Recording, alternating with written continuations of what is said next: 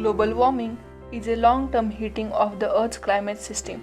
A large amount of greenhouse gases, carbon dioxide, methane, nitrous oxide, and air pollutants produced by human industrial activities.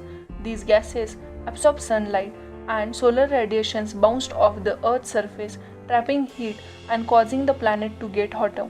Modern civilization and industrial activities have raised atmospheric carbon dioxide levels from 280 parts per million to 412 parts per million, resulting in increased Earth's global average temperature by about 1 degree Celsius. It is estimated that the temperature will rise to 1.5 degrees Celsius this decade and 3.2 degrees Celsius in the century. This has devastating impacts on the environment, economy, and health. Every fraction beyond 1.5 degrees Celsius will bring worse impacts, threatening lives, livelihoods, and economy. Melting glaciers, rising sea levels, disruption of habitats are happening now as a result of rising global temperature. Forests, farms, and cities are facing troublesome new pests, heat waves, heavy downpours, and increased flooding. All these factors will damage agriculture and fisheries. Conditions like allergies, asthma, and infectious disease outbreaks will become more common to coming generations due to pollen products, air pollution, and spread of favorable conditions to pathogens and mosquitoes. Renewable energy, electricity expansion, coal phase out, decarbonize transport, decarbonize industry, and avoid future emissions and energy access are the options to control the further temperature rise.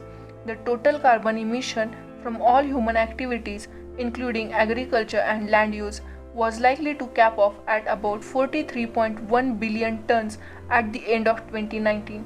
To prevent global warming of 2 degrees Celsius by 2100, we need to limit our emissions to 40 gigatons of carbon dioxide equivalent by 2030, whereas to limit the warming to 1.8 degrees Celsius, the limitation is 34 gigatons of carbon dioxide equivalent by 2030.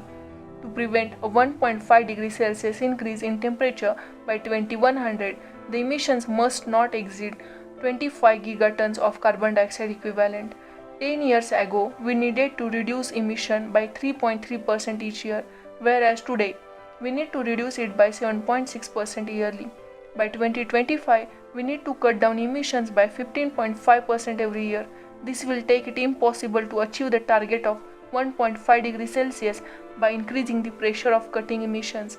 Delayed action will send higher price tags for sea defenses, food security, infrastructure adaptation, etc.